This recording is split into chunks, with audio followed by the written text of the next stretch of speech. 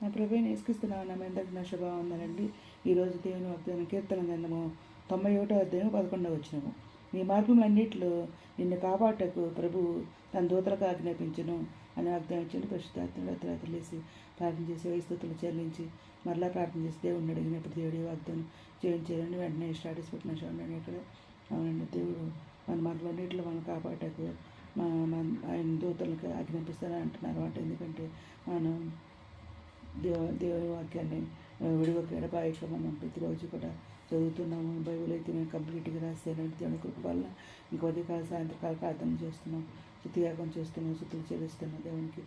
Bible చదువుతున్నాం కాబట్టి దేవుడు మనల్ని ఉపాస ప్రార్థనలు చేస్తున్నాం కాబట్టి దేవుడు మనల్ని విడుడు ఎడబాడమాట. ఎక్కడికి వెళ్ళినా కానీ ఆయన దూతలకి ఆజ్ఞాపిస్తారన్నమాట. నేను విడును, నిన్ను ఎడబాయను, నిబ్బరం కలిగి ధైర్యం కూడా అన్నారండి. నేను మోసేతోడినట్లు నీ కొత్తోడుగా ఉంటా అన్నారు. నేను నా సేవకుడు, నేను నిర్మించుకున్నాను అంటున్నారు.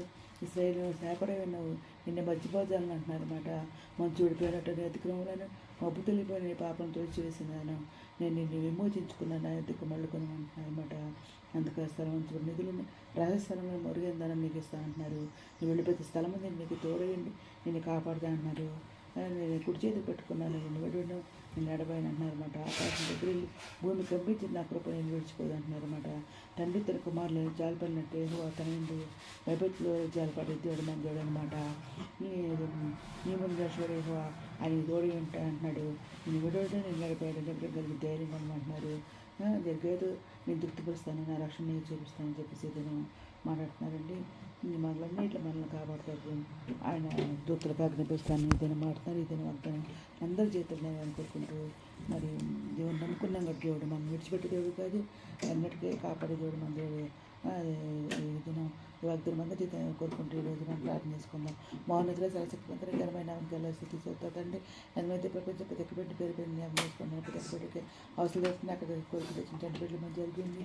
విద్యార్థి సాహిత్యాలు నిర్దేవులు ఉద్యోగాలు తెచ్చండి. ఆదిపక్షాల వరకు ఆది సాయం తెచ్చండి.